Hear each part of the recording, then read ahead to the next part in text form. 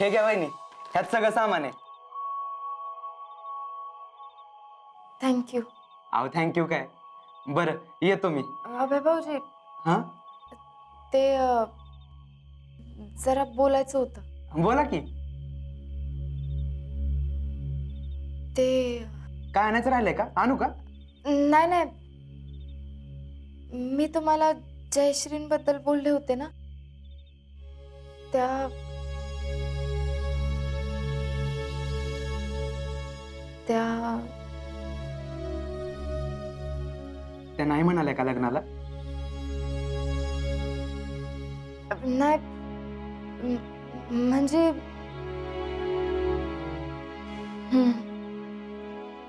अहो पण त्यांची वेगळीच अडचण आहे.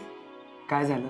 मी तुम्हाला त्यांच्या लग्नाबद्दल सांगितलं होतं ना, तर आधीच असं झालंय, तर त्या म्हणतात त्यांना असा नवरा पाहिजेलाय जो कायम त्यांच्या बरोबर असेल. आणि मी पडलो फौजी, ते काय मला शक्य नाही.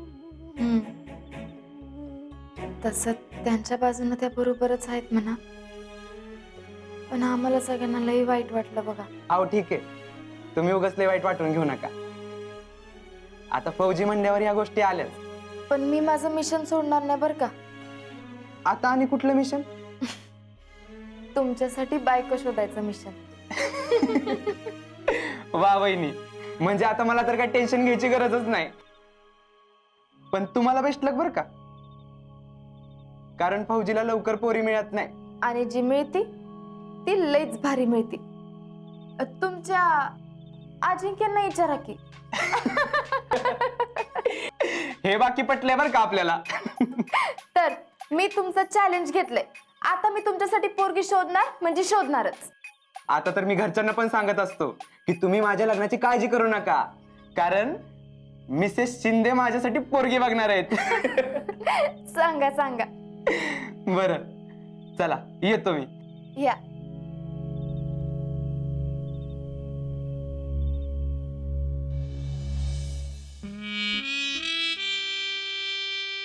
अहो भैया, काय चाललंय आपलं भैया? काय झालंय? अहो भैया, असं नाही उपयोग आहे भैया. आणि ती जयश्री, अहो कशी लग्नाला तयार होणार आहे ती भैया? तीच तर मी पण म्हणतोय. मी काय म्हणतोय, आर नाही तर पार टाका तर डायरेक्ट विचारून, होई तर होई, नाही तर नाही. अहो नाही नाही भैया, असं विचारून चालणार नाही. ती काल बघितली ना कशी बोलली ती. ती आहे आधीच तिरसट डोक्याची. अहो तिने काय वेगळं डोक्यात घेतलं, नकार दिला तर भैया आपल्या पुढे ऑप्शन बी राहणार नाही. मग व्हॉट टू डू? त्यांच्या अंगणातलं रोपटं उपटून आपल्या अंगणात लावायचं, म्हणजे मुळापर्यंत माती खोदावी लागणार. ए, तुला काय एवढं सोपं वाटतंय का? ती त्यांच्या इथली माती खणायला गेलं ना, सगळं दगड धोंडे सापडतायत, हाती काय लागायचं नाही. मग आता काय करायचं म्हणजे? Let me think. I will tell you what to do. सांगा बरं.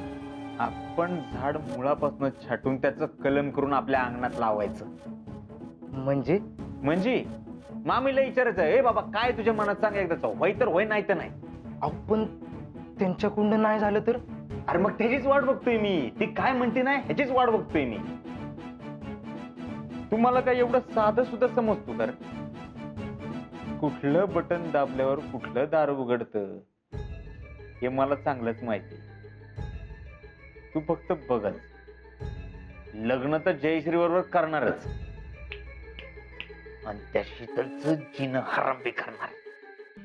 बघच तू.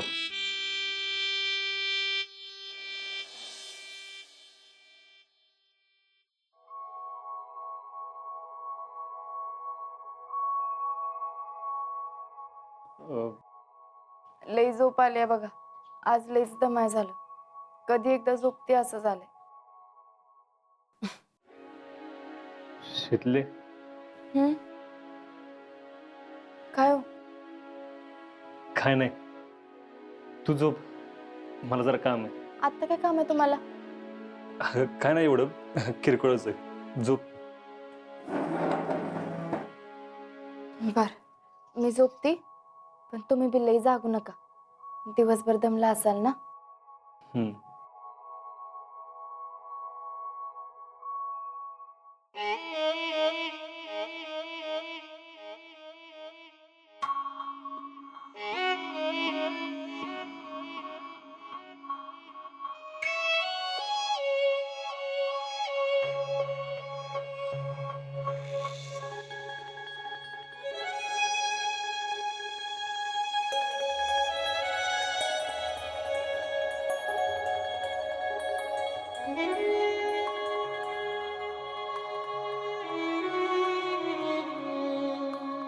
शीतल इकडे आल्यापासून दिवस कसं गेलं कळलंच नाही.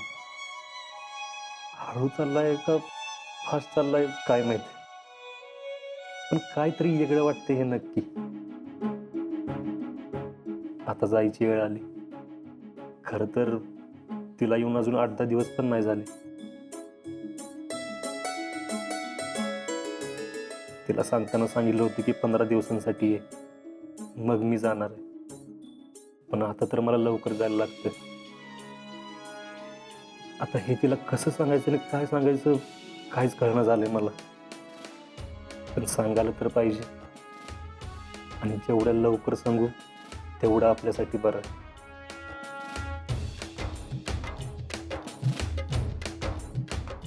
नाहीतर तिला बी उगाच बरोबर लागून राहील.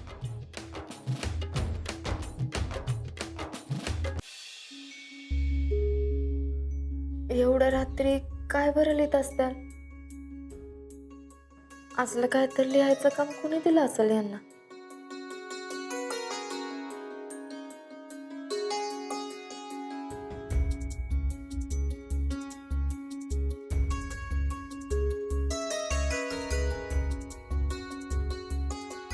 आता मला असं वाटलं की शीतल मागं उभी आहे आणि ती हित आहे तर असं सारखं वाटत राहतं.